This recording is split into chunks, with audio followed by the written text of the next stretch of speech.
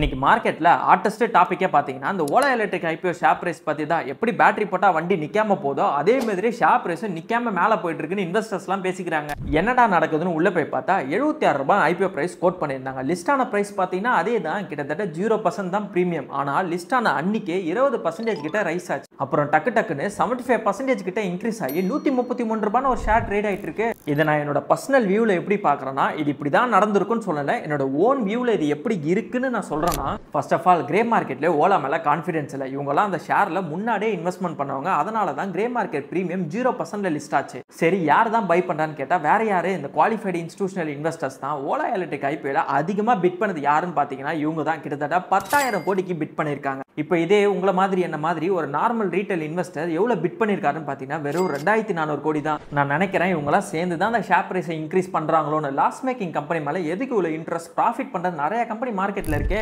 Share price haiku போனதுக்கு அப்புறம் 10,000 கோடி 20,000 கோடி ஆனதுக்கு அப்புறம் அவங்க எக்ஸிட் ஆயிடுவாங்க. ஆனா இதுல கடைசியில மாட்டின்னு முழிக்க பொறுத்து நீங்க தான். இதை விட இன்டைரக்டா யாராலையும் சொல்ல முடியாதுன்னு நான் நினைக்கிறேன். அதனால நீங்க கொஞ்சம் பார்த்து இருந்துக்கோங்க. ஸ்டாக் மார்க்கெட்ல ஷார்ட் டேர்ம்ல பணம் சம்பாரிச்சவங்களே நான் பார்த்தது இல்ல. லாஸ் மேக்கிங் கம்பெனி லாங் டியூரேஷன்ல ஸ்டாக் மார்க்கெட்ல இருந்தும் நான் பார்த்தது இல்ல. அதனால நல்ல ஸ்டாக்ல இன்வெஸ்ட்மெண்ட் பண்ணுங்க. ஐபிஓக்கு பின்னாடி நடக்கிற ஸ்கேண்டல் பத்தி நீங்க டீடைலா தெரிஞ்சுக்கணும்னா கீழே கமெண்ட்ல ஐபிஓன்னு போடுங்க. நான் யூடியூப் வீடியோ டெடிகேட்டடா போடுறேன். அண்ட் ஒரு முக்கியமான விஷயம், செபி அதானி இண்டன்பர்க் இஷ்யூ பத்திலாம் டீடைலா ஒரு வீடியோ போட்டிருக்கேன். பார்க்காதவங்க இப்பயே போய் பாருங்க.